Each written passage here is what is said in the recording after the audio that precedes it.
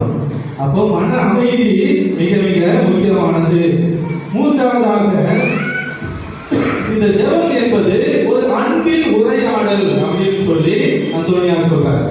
நீங்க எப்போ கடவுள் என்னுடைய தந்தை, நான் அவருடைய பிள்ளை என்ற மனநிலைக்கு வருகிறீர்களோ அப்பொழுது நீங்கள் அமைதியாக இறை பிரசனத்தில் அமர்ந்து கடவுளோடு ஒரு அன்பின் உரையாடலை நீங்கள் செய்ய வேண்டும்.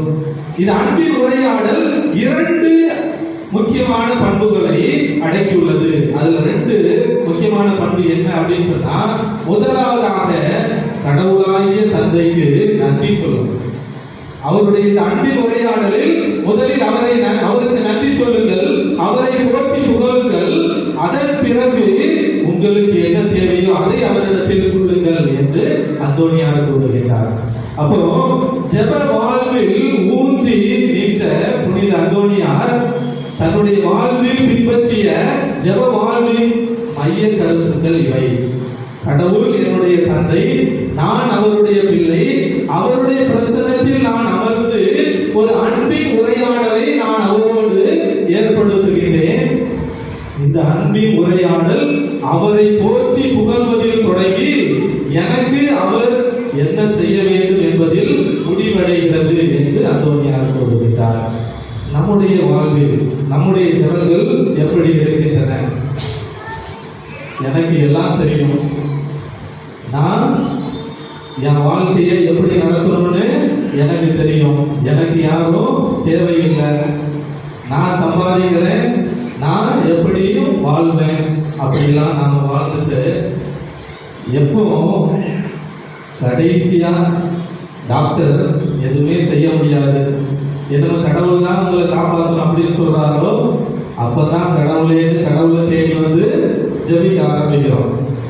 எப்போ துன்பங்களும் பிரச்சனைகளும் சோதனைகளும் வாழ்க்கையில் அதிகமாகுதோ அப்பதான் கடவுளை தேடுகிறோம். ஆனா அந்தோனியார் அப்படி இல்லை.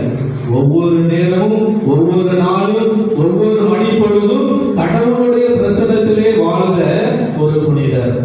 அதனாலதான் அவருடைய வாழ்வு தூய்மையாகவும் கோடி அற்புதங்களை செய்யக்கூடிய வல்லமை படைத்ததாகவும் இருந்தது. என்னுடைய சொந்த வாழ்வில் நடந்த ஒரு அனுபவம் என் தாயின் மூலமாக நான் தெரிந்து கொண்டது. நோட்டீஸ்ல எல்லாரும் பார்த்துருப்பீங்க, என்னுடைய பேர் என்ன போட்டிருந்தது? என்ன பேர் போட்டிருந்தது பார்த்தீங்களா இல்லையா? யாருக்கு பார்த்தா தெரியும், யாராவது பூச வைப்பாங்க போவோம் அப்படின்னு சொல்லி வந்தோம் பாரு. அந்தோனி ஜெரால்டு அப்படின்னு போட்டிருந்தது.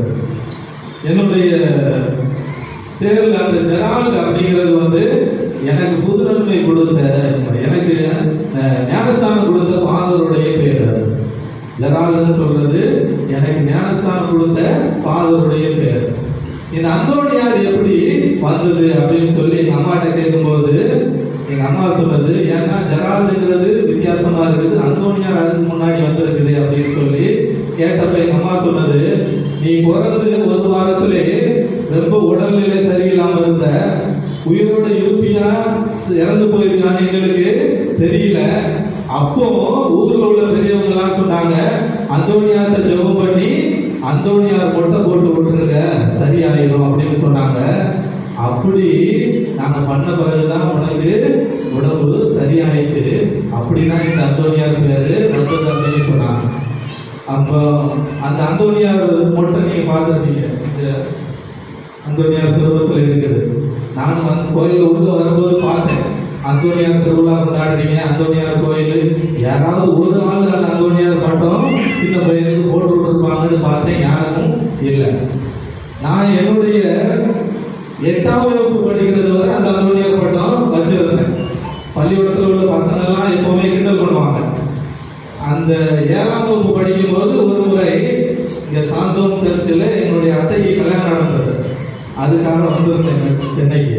சென்னையில் உள்ள பசங்க என்னை பார்த்துட்டு ரீத்துன்னு சொல்லி பின்னாடியே கிண்டல் பண்ணிட்டே வந்தாங்க. ஊருக்கு போன உடனே நான் எங்கள் அம்மா கிட்ட போயிட்டு ஒரே அழுகிறேன். இந்த முட்டை அடிச்சுட்டு அந்தோனியார் பட்டம் வச்சுட்டு என்னை எல்லாரும் கிண்டல் பண்றாங்க, எனக்கு எப்படியாவது இதை முடிச்சு விடுங்கன்னு சொல்லிட்டு எங்க அம்மாட்ட போய் பேசினேன். அப்ப எங்க அம்மா சொன்னாங்க, நீ அந்தோனியார் பட்டம் வச்சிருக்கிறத கிண்டல் அடிக்கிறாங்கன்னு சொல்லி நீ இவ்வளவு கஷ்டப்படுற. ஆனா அந்த அந்தோனியாரு அவருடைய பரிந்துரையில தான் நீ இன்னைக்கு உயிரோடு இருக்கிறதுங்கிறத என்னைக்கும் மறந்துடாது அப்படின்னு சொல்லி சொன்னாங்க. அதுக்குறை எங்க அம்மாட்ட போய் நான் கேட்கறதே இல்லை. 9ஆம் வகுப்பு படிக்கும் போதுதான் அது ஒரு பட்டம் எடுத்து முடிச்சாங்க. நம்மளுடைய வாழ்க்கையில நாம என்ன நினைக்கிறோம்? எல்லாமே என்னால முடியும், நான் தான் எல்லாம் அப்படிங்கிற ஒரு கர்வம், ஒரு ஆணவம் நமக்கு எப்பவுமே வந்தது. ஆனா அந்தோனியாருடைய வாழ்க்கை கடவுள் தான் எல்லாம், அவர் தான் எனக்கு எல்லாமே, அவருடைய வல்லமையும் அவருடைய பிரசனத்திலையும் நான் இருந்தா என்னுடைய வாழ்க்கை அதிசயங்களை அற்புதங்களை செய்யும் அப்படிங்கிறதை உணர்ந்து வாழ்ந்த ஒரு புனிதர். அதனாலதான் அவரால் அதிசயங்களையும் அற்புதங்களையும் செய்ய முடிந்தது. நம்முடைய வாழ்க்கையை அப்படி மாறணும் அப்படின்னு சொன்னா என்ன செய்யணும்? லூக்கா நற்செய்தி 22வது அதிகாரம் 40வது வசனத்துல நாம இவ்வாறு வாசிக்கிறோம். சோதனைக்கு உட்படாமல் இருக்க இறைவனிடம் வேண்டுங்கள். மார்க்கு நற்செய்தி 14:38 உங்கள் மனம் ஆர்வமுடையதாக இருக்கிறது, ஆனால் உங்கள் உடலோ வலுவற்றதாக இருக்கிறது. சோதனைக்கு உட்படாமல் இருக்க விழித்திருந்து இறைவனிடம் ஜெபியுங்கள் என்று நம் ஆண்டவர் இயேசு கூறுகிறார்.